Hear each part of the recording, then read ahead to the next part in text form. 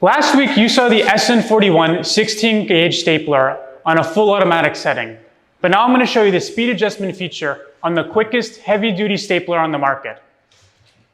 So what we're first going to do is grab our flathead screwdriver and we'll insert it into the speed adjustment knob on the side of the tool.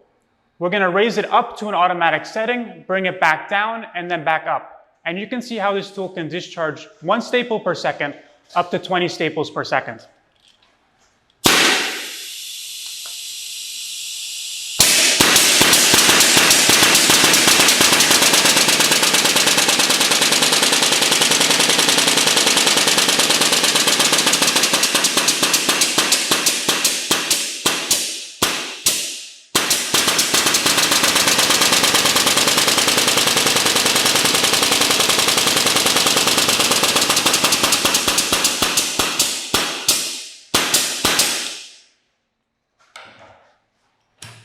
Now you can see why this is the quickest heavy-duty stapler on the market.